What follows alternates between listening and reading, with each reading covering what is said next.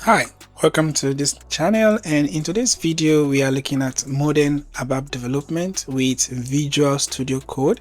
This is the first part of a three-part series, and we are looking at the ABAP Development Tools extension that was released by SAP for VS Code. And in this video I'm going to give you a complete tour of the first release, and then you are going to know which features were released and what you can do with the ADT extension in Visual Studio Code.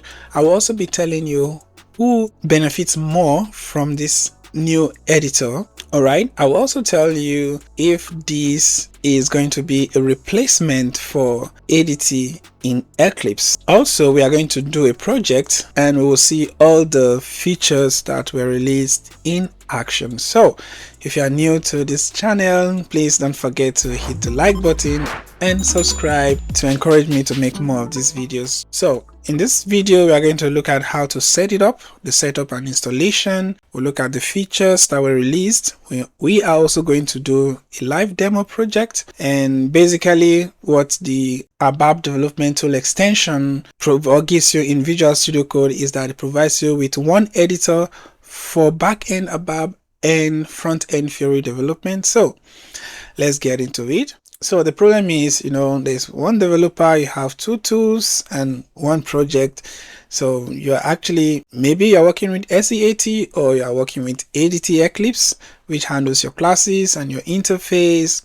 And then you have your Fiori work, for instance, when you use VS Code, Visual Studio Code for UI5 views and controllers and Fiori elements. So this is actually a big problem, right? So there's constant context switching between tools, and this might actually slow you down and break your workflow. And this is especially important for wrap projects that span both sides.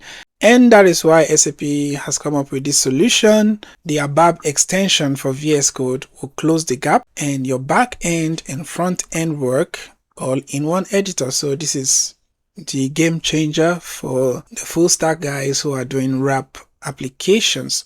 All right, so in this first release, before I show you how to install the ADT extension for your Visual Studio Code, we are going to look at the 6 features that are available today that have been released.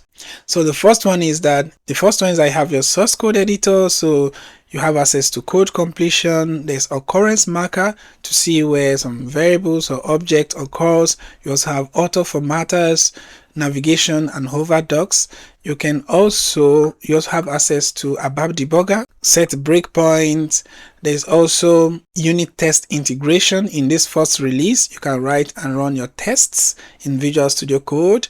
And of course, you have results panels that you will see the pass or the fail, and then you can navigate to failures. And next one is also you have access to the ABAP Test Cockpit. Okay, you can run ATC checks, navigate directly to the findings. And the next one also, it's the ABAP repository. You can have access to File Explorer. And the last feature is the transport management. You can search for transports, create new requests, and then you can assign objects. So these are actually the 6 features that are currently available with the ABAP Development Tool extension in Visual Studio Code.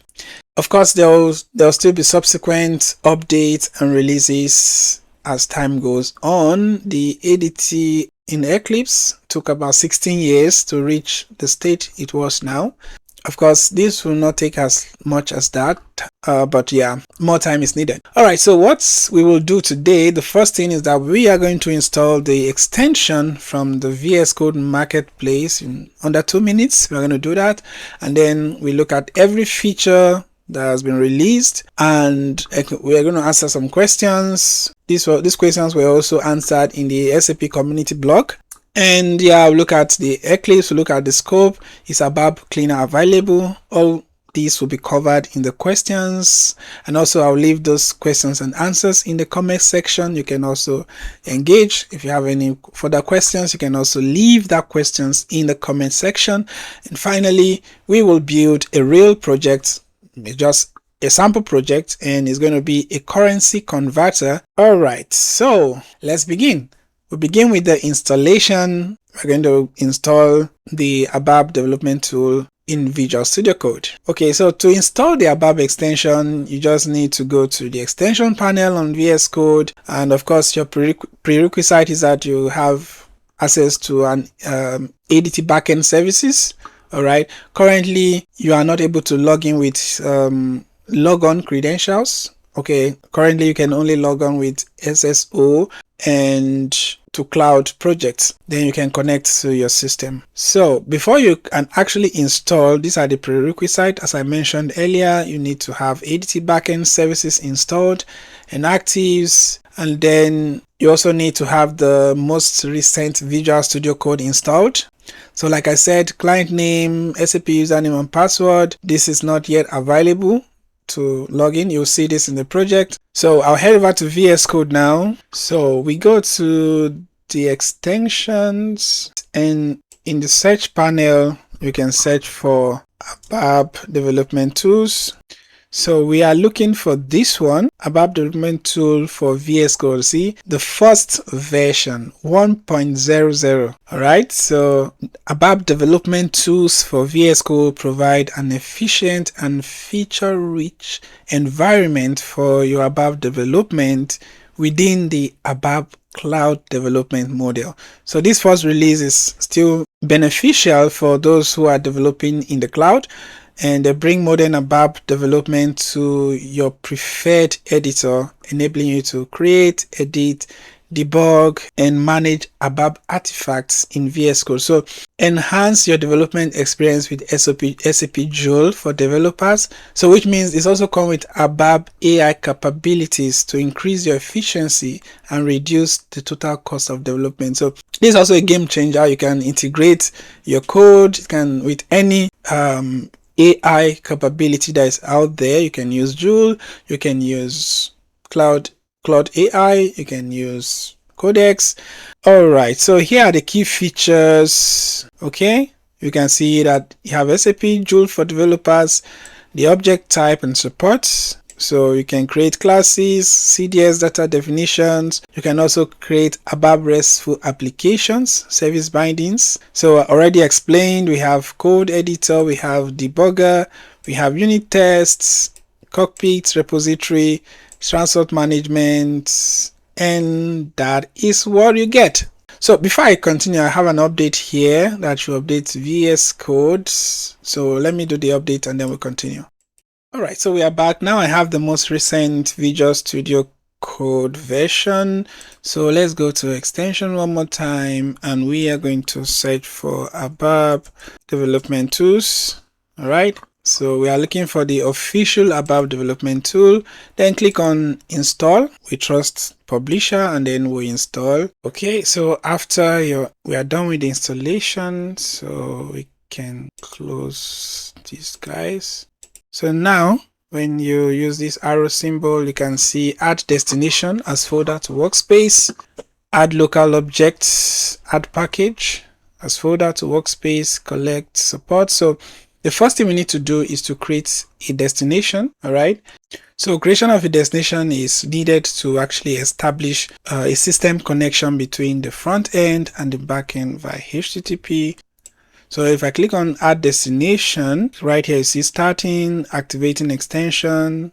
So now we have RFC, private cloud or on-premise system. Only SSO is currently supported. So if you are using your company computer, you can just click on RFC private cloud, and then it gives you the options of those back-end systems that are available. And then if you don't have, you can also connect to a cloud. So this is the one we are going to use right now.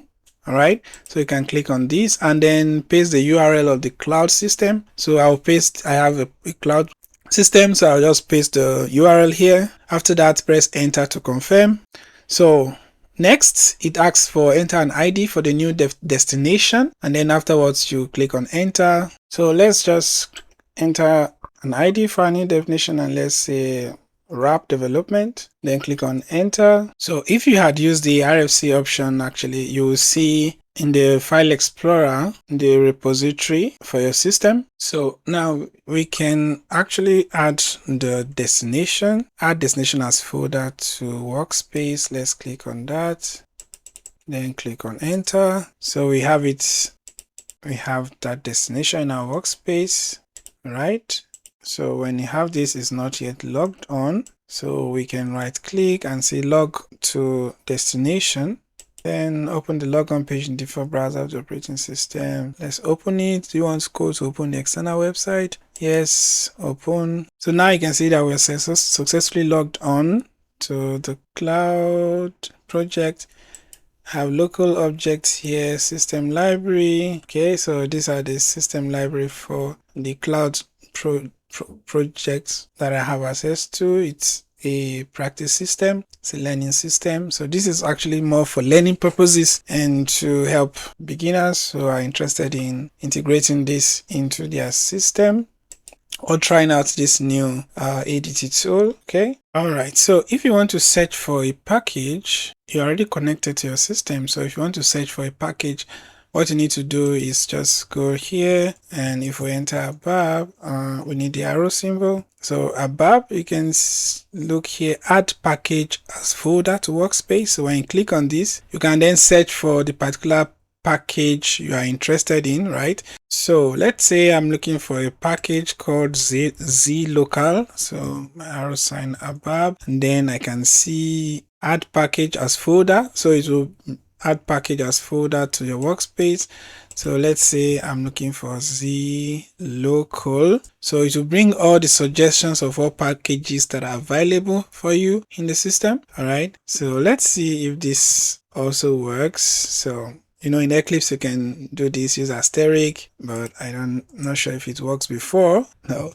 So it's just your normal way of using Visual Studio Code. You see, you can see different packages here. So when you click on this, and then let's click on enter to confirm, you see that it takes us to that package. All right. Okay, yeah, so that's how to add package to your workspace.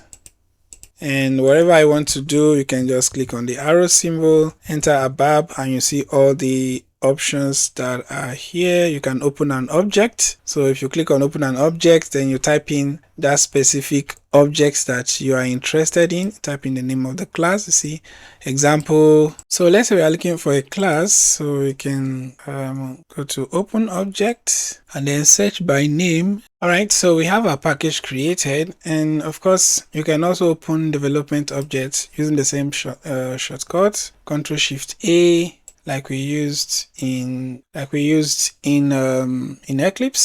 So you can see suggestions for you, ZCL agency model. These are the objects. So you can use this to search. You can click on this, and then the object is open. The class in this case is open. So this is how you can search. So using the shortcut I just mentioned is Ctrl+Shift+A to open the ABAP object. So yeah, ignore the error for now because I'm not making any changes to this. So let's close. Do you want to save changes? No, don't save. All right. So that's how to open a development project. And now, so when you are connected, you see something like your ABAP panel, the folder structure. You can see your ABAP packages. You can add those packages that we just did.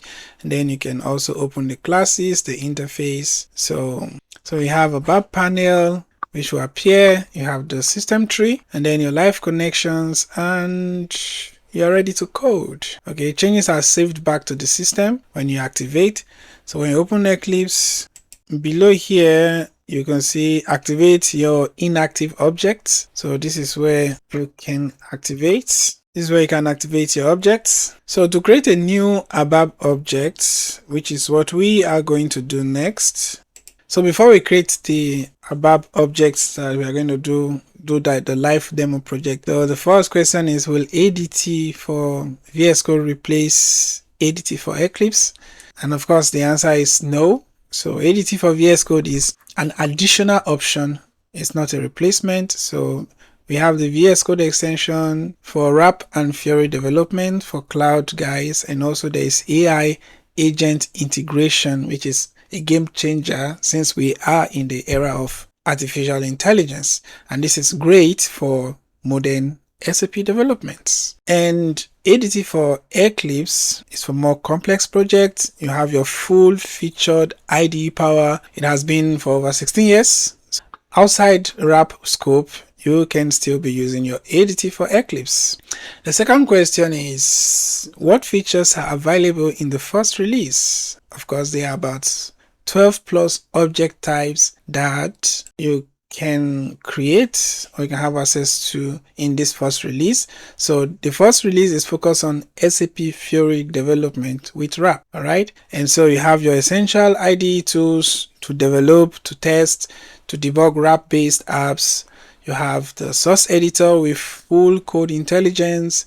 You have an integrated debugger, unit test, and etc. You have also repository browsing and transport management, and there is also the built-in ADT MCP server for AI agent integration. So these are the features that you are going to be seeing in the first release. Now, what is not in scope and what is the long-term plan? So of course, out of scope is classic UI programming like Dyn Pro, Web Dyn Pro. This is out of scope. Currently, the SAP integration has no plans yet to integrate or to embed the SAP GUI as we have in ADT Eclipse, but the long-term goal is that there will be a full feature parity with ADT for Eclipse. Of course, Eclipse took 16 years to reach its current scope, and so at this current state of time, if you're for anything outside RAP, okay, ADT for Eclipse is still the tool to go. So Eclipse ADT still remains the primary tool until the VS Code catches up, and this is still going to take some time. It doesn't happen overnight. The next question is, what about ABAP Cleaner support? So according to SAP, it's in the backlogs, and the ABAP developer community that loves ABAP Cleaner, and SAP knows this. So SAP is committed to bringing ABAP Cleaner to VS Code, but at this point in time, it's not yet available, but it is coming. All right, so let's build something, a real project, and let's see how this VS Code works. Okay, so if you are still there, if you like this video, don't forget to comment and subscribe. So the project you are going to be giving a demonstration, or the demo project, is a currency converter. So you probably might see this already.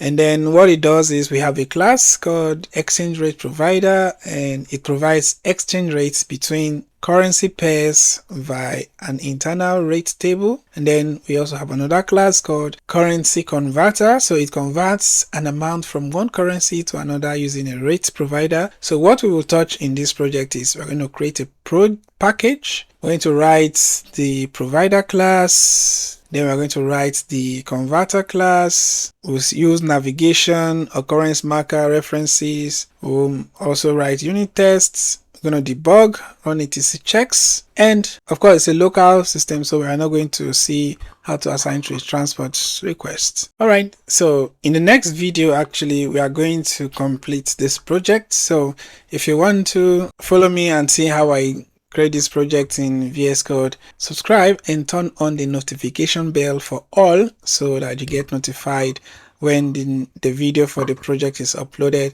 And thank you for watching, and see you in the next video.